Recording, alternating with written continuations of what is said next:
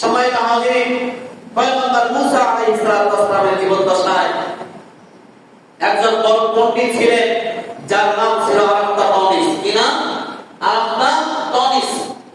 এই ব্যক্তি নিজেকে অনেক বড় পণ্ডিত দাবি করত। একটা প্রশ্ন নিজে সেট আপ করে রেখে দিয়েছে, নিজের মধ্যে সুন্দর করে সাজিয়ে গুছিয়ে রেখে দিয়েছে। অনেক ব্যক্তিকে এই প্রশ্ন করেছে সে, কিন্তু স্বাভাবিকভাবে সে উত্তর পায় না। হঠাৎ সে টার্গেট করলো জামানার সবচেয়ে জ্ঞানী যে ব্যক্তি পয়গম্বর মুসা আলাইহিস সালাম, এই ব্যক্তির সাথে যদি সাক্ষাৎ হয় কখনো, তাকে আমি এই প্রশ্নটা ছুড়ে দিব, দেখি তিনি আসলে জবাব দিতে পারেন কি না।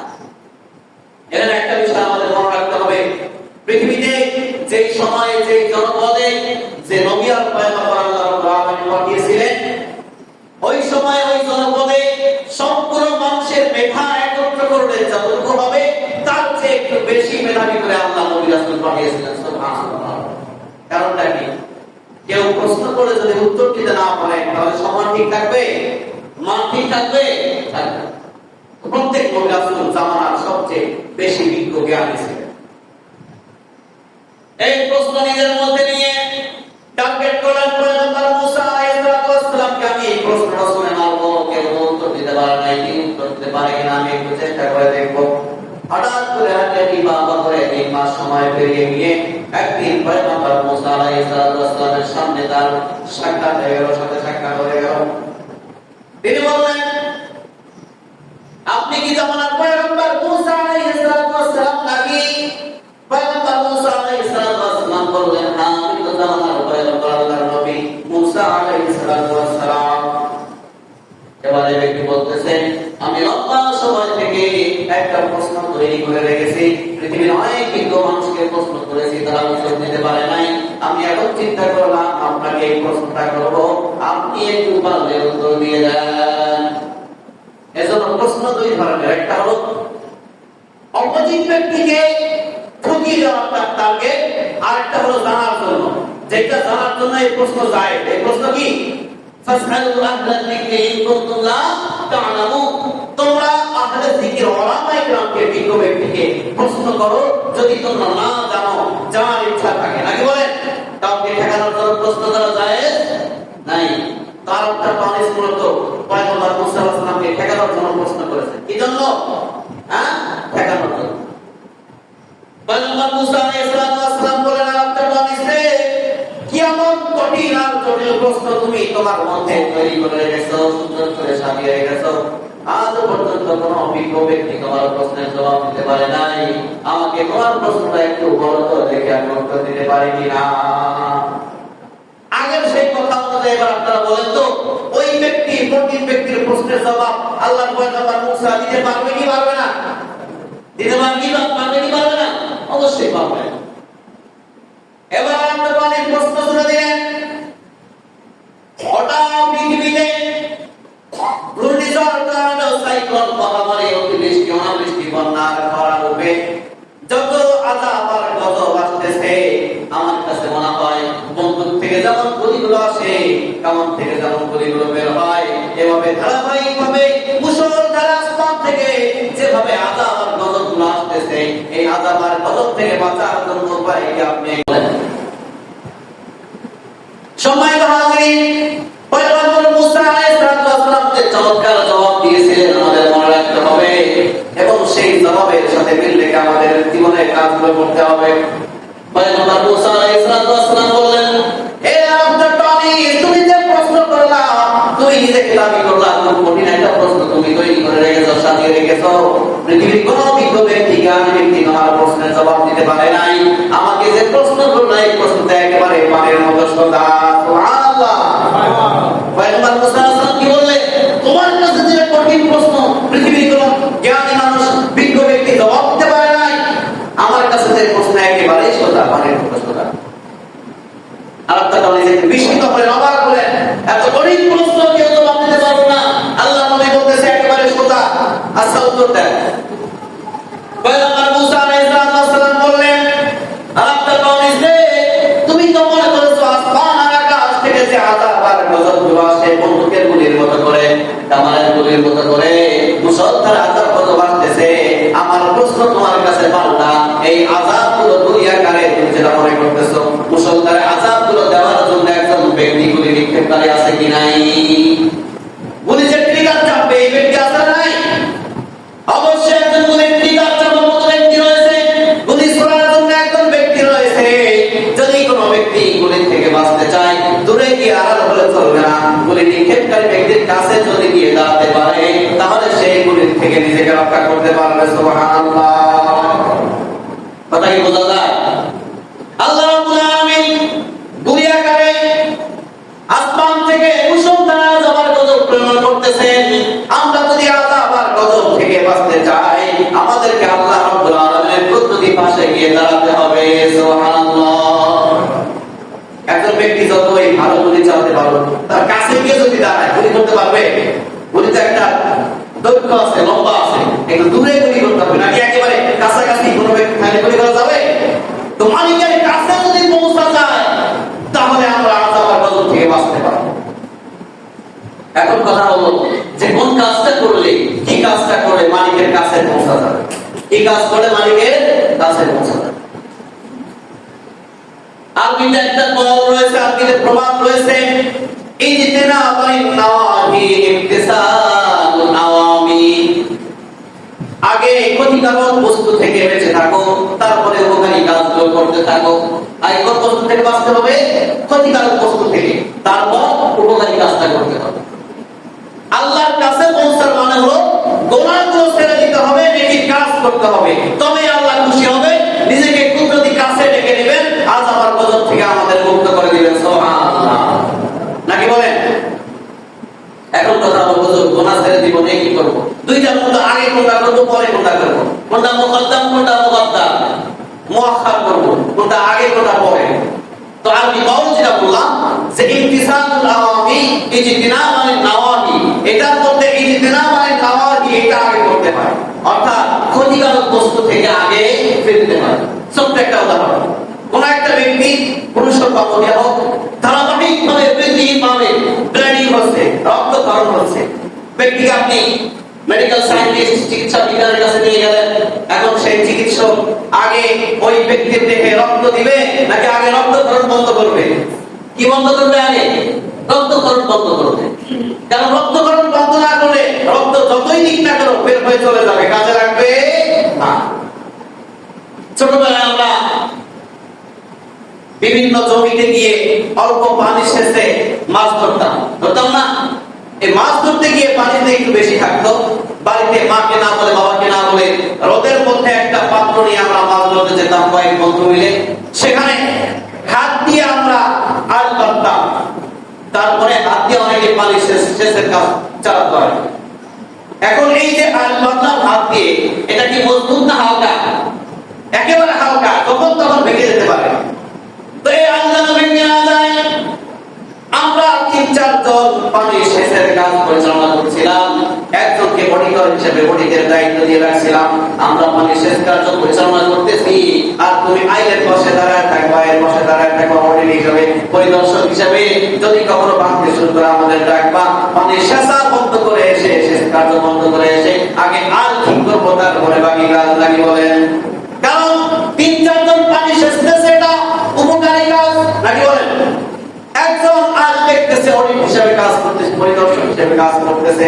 এখন এই এক ব্যক্তি যখন আমাদের ডাক দিলে হঠাৎ করে এই থামো, পানি ঢুকতেছে, আল ভেঙে যাইতেছে, আমরা ওই ব্যক্তির কথায় কর্ণপাত না করে যদি পানি সেচতে শুরু করি, যতটুকু পানি আমরা সেচের মাধ্যমে বের করে দিয়েছি তার চেয়ে বেশি পানি এসে ভরপুর হয়ে যাবে কি যাবে না? যাবে কি যাবে না? এজন্য ওই ব্যক্তি যেই আমাদের বলে এই থামো, সাথে গিয়ে আমরা সেই সমস্যার সমাধান করি, অর্থাৎ আলটা ভালো করে বাঁধি। ঠিক তেমনি ভাবে বিরতিহীনভাবে আমরা গুনাহ করতেছি, গুনাহ যদি আমরা বন্ধ না করে দেই, যত নেকির কাজ করি, নেক আমল করি না কেন, যতই আমলে সালেহ করি না কেন, গুনাহ নামক ভাঙা রাস্তা দিয়ে সব আমলগুলো বরবাদ হয়ে যাবে, বলেন নাউযুবিল্লাহ। এজন্য সর্বাগ্রে আমাদের কাজ হলো গুনাহ থেকে বেঁচে থাকা। কি থেকে? গুনাহ থেকে বেঁচে থাকা। সম্মানিত হাজির, আল্লাহর হাবিব পয়গম্বর আরবি সাল্লাল্লাহু আলাইহি ওয়াসাল্লাম বলেন, পৃথিবীতে যখন গুনাহ বেড়ে যাবে জেনাবে বিচার, অন্যায় অবিচার, দুর্নীতি, দুরাচার, সুদ ঘুষের যখন সর্বত্র সরাসরি আর একেবারে সব দিকে ভরপুর হয়ে যাবে, আল্লাহ রাব্বুল আলামিন গোসা হয়ে মানুষকে একটু শাস্তি দেওয়ার জন্য এবং মানুষকে একটু অবকাশ দেওয়ার জন্য, একটু সতর্ক করার জন্য আসমান থেকে আযাব বর্ষণ করবেন, আযাব দিবেন, যাতে করে এই মানুষগুলো আযাবের কারণে একটু বিকশনগ্রস্ত হয়ে একটু ভয় পেয়ে সেই গুনাহগুলো থেকে তওবা করে ফিরে আসতে পারে। বলেন সুবহানাল্লাহ। বাস্তবিক ইতিহাস যদি আমরা দেখি, বর্তমান সময়ে সাম্প্রতিক কিছুদিন আগে দুবাইয়ের যে ঘটনা আমরা দেখলাম, এর আগে এরকম ঘটনা ঘটেছিল? কারণটা কি? দুবাই একটা উন্নত শহর, উন্নত দেশ, এমন কোন ভবন নাই যে ভবনে জেনারেল বিচার থেকে শুরু করে, গান কনসার্ট থেকে শুরু করে, মদ্যপান থেকে শুরু করে, গান বাজনা থেকে শুরু করে যত ক্ষতিকর গুনাহের কাজ আছে, সব গুনাহের কাজ হয় কি হয় না? প্রত্যেকটা ভবন, প্রত্যেকটা শহরে, দুবাইয়ে একেবারে গোলাপের সরাসরি এমন একটা পর্যায়ে পৌঁছে গেছে, আল্লাহ আযাব দিতে বাধ্য হয়েছে। তার মানে এই সময় যদি আমরা একটু টেস্ট না করি, এই সময় আমরা যদি একটু সতর্ক না করি, তাহলে একেবারে সীমাতিক্ত হয়ে যাবে, আর আটকানো যাবে না। এজন্য এমন প্লাবন আল্লাহ দিলেন বৃষ্টির মাধ্যমে। যারা ঐতিহাসিক জ্ঞানী ব্যক্তি, যারা বিভিন্ন রাষ্ট্র নিয়ে গবেষণা করেন, তাদের সাধারণ বিবৃতি যে এমন একটা অবস্থা হয়ে গেছে, হাজার হাজার ফ্লাইট বন্ধ করে দিয়েছে, এরোপ্লেন উড়বে তো দূরের কথা, পানিতে ভাসতেছে, সমতল জায়গাগুলোতে শহরের মধ্যে কার আর গাড়িগুলো ঢেউ খেলতেছে, পানিতে ডুবতেছে। এরকম হয়েছে কি হয় নাই? পানি নিষ্কাশন ব্যবস্থা না থাকার কারণে, বৃষ্টির কারণে তাদের এমন বন্যা হয়ে গেছে, প্রত্যেকটা কাজ কর্ম সাধারণ সব একেবারে নীরব নির্দার হয়ে নিথর হয়ে পড়ে আছে, কেউ কোনো কাজ করতে পারতেছে না। বিজ্ঞানীরা বলেন, রাষ্ট্রবিদ যারা রয়েছে তারা বলেন, আগামী 8 থেকে 10 বছর এদের এই ক্ষতি পূরণ করতে পারবে কি পারবে না, এরা ভালো জানে, আল্লাহ ভালো জানে। এই যে মারাত্মক তাদের দুর্যোগ আল্লাহ তারা দিলেন, এটা কি এমনি দিয়েছেন না গুনাহের কারণে? এমনি দিয়েছেন না গুনাহের কারণে? অবশ্যই গুনাহের কারণে। আজকে আমাদের বাংলাদেশ, মাতৃভূমি বাংলাদেশে যে অস্থিতিকর, অপ্রীতিকর অবস্থা বিরাজ করতেছে, এর পিছনে কারণ হলো আমাদের মধ্যে গুনাহ কমেছে না বেড়েছে? অবশ্যই গুনাহ বেড়েছে। এমন কোন জায়গা নাই, এমন কোন গ্রাম নাই যেখানে সুদের ব্যবসা নাই, এমন কোন এলাকা নাই যেখানে গান বাজনা, বিয়ের অনুষ্ঠানে, কোন অনুষ্ঠানে শীতকালে ছেলেরা মিলে গিয়ে বক্স নিয়ে মাটি চাপিয়ে গান গায় কি গায় না, এরকম আছে কোন এলাকা? এরকম সারা কোন এলাকা নাই, প্রত্যেকটা এলাকায় আছে। যে রাত্রেবেলায় ঘুমানো যায় না, আগে তো ছিল অল্প ছোট সাউন্ড বক্স, এমন বক্স বানাইছে এরা যে মানুষ ঘুমাতেও পারে না, মাটি পর্যন্ত কাঁপে। তাহলে কি কাঁপে না? আস্তাগফিরুল্লাহ। এই যে এই গুনাহগুলো বেড়ে যাওয়ার কারণে, জেনারেল বিচার বেড়ে যাওয়ার কারণে, যাকাত ছিল আল্লাহর পক্ষ থেকে হুকুম, যাকাত বন্ধ করে দিয়ে, মহরণাগুলো বন্ধ করে দিয়ে যৌতুক চালু করার কারণে সারা পৃথিবীতে এবং বাংলাদেশে এই আমাদের যে অতিরিক্ত দুর্যোগ দেখতে পাচ্ছি, খরা দেখতে পাচ্ছি, অনাবৃষ্টি দেখতে পাচ্ছি, এর মূল কারণ আমাদের সব জায়গায় গুনাহ বেড়ে গেছে। কি বেড়ে গেছে? গুনাহ বেড়ে গেছে। এজন্য আমাদের উচিত কি, যেটা বললাম, এই যে জেনাবারি নাওয়াহি, গুনাহ থেকে আমাদের বেঁচে থাকতে হবে। গুনাহ করতেছি আর আমাদের হাতের কামাই, গুনাহের কারণে আসতেছে আযাব, আর আমাদের হাতের যে কাজগুলো করতেছি আমাদের কর্মফলের কারণে আল্লাহ রাব্বুল আলামিন প্রাকৃতিক যে স্বাভাবিক অবস্থা, এটাকে অস্বাভাবিক করে দিয়েছেন। কি করে দিয়েছেন? অস্বাভাবিক করে দিয়েছেন। ওয়াটার সাইকেল, হাইড্রোলজি, পানির চক্র যদি আমরা একটু দেখি, এই পৃথিবীকে শান্ত করার জন্য আল্লাহ রাব্বুল আলামিন যে সিস্টেম চালু করে দিয়েছেন, দমনকারী বসন্ত আয়াতে আল্লাহ রাব্বুল আলামিন এই পানি চক্র সম্পর্কে বলেছেন যে পানি চক্রটা আসলে কি? পানি চক্র হলো গোটা পৃথিবীতে প্রত্যেকটা খাল, বিল, নদী, নালা, সাগর, সমুদ্র, প্রত্যেকটা জায়গায় পানি রয়েছে। এই পানিগুলো আল্লাহ রাব্বুল আলামিন বাষ্প আকারে আকাশে উঠিয়ে নিয়ে মেঘ আকারে জমা করে, যেখানে প্রয়োজন সেখানে মেঘকে শুকিয়ে নিয়ে সেখানে বর্ষণ বৃষ্টি আকারে দিয়ে দেন। নাকি বলেন?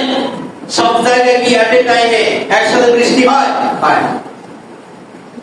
এই যে পৃথিবীর সব নোংরা পানিগুলো ফিল্টার করে, পরিশুদ্ধ করে, রিফ্রেশ করে আল্লাহ তাআলা আবার বৃষ্টি আকারে পাঠিয়ে দেয়, এটা হলো পানি চক্র। এখন কথা হলো যে যে অঞ্চলে পানির প্রয়োজন, সেই অঞ্চলে যদি আমার গাছপালা, বৃক্ষরাজি না থাকে, তাহলে পানি দেওয়ার প্রয়োজন আছে? বৃক্ষের জন্য মূলত পানি বেশি আসে। আমরা কি করতেছি?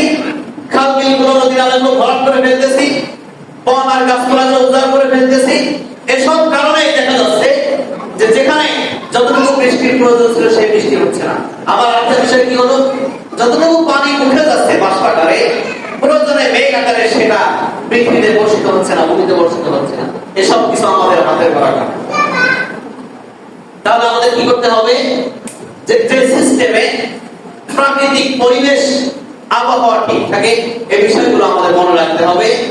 আমাদের এমন ভাবে চলতে হবে যাতে করে প্রয়োজন যতটুকু বৃক্ষরাজি এবং গাছপালা এগুলো ঠিক রাখতে হবে, যতটুকু পানির প্রয়োজন এগুলো ঠিক রাখতে হবে। পানি যে কত বড় নিয়ামত এটা কল্পনা করে শেষ করা যাবে না। বিজ্ঞানী জগদীশ চন্দ্র বসু, নাম কি? বিজ্ঞানী জগদীশ চন্দ্র বসু। এই বিজ্ঞানী হাইড্রোজেন আর অক্সিজেনকে অনুপাত হিসেবে নিয়ে নিজের যন্ত্র নিয়ে পরীক্ষা করে সেখানে অল্প পরিমাণ 5 থেকে 7 ফোঁটা বা 10 ফোঁটা এই পরিমাণ পানি তৈরি করেছে। আমরা জানি পানির সঙ্গে H2O, তার মানে হাইড্রোজেন 2 অনুপাত আর অক্সিজেন 1 অনুপাত, এই দুটো মিলে পানি তৈরি হয়।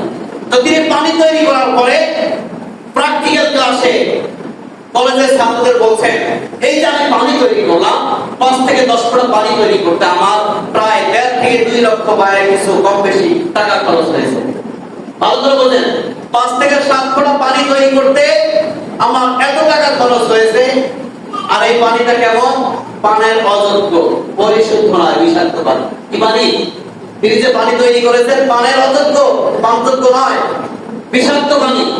তো বিষাক্ত 5 থেকে 10 ফোঁটা পানি তৈরি করতে যদি এত টাকা খরচ হয়, যে আল্লাহ রাব্বুল আলামিন প্রতিনিয়ত আমাদের যে গুরুত্বপূর্ণ একটা essential element of our life, আমাদের জীবনের একেবারে প্রয়োজনীয় উপাদান পানি, নিরাপদ পানি পান করাচ্ছেন, সেই পানিগুলোর মূল্য দিতে চাইলে মূল্য কি কম হতো? অনেক বেশি হতো।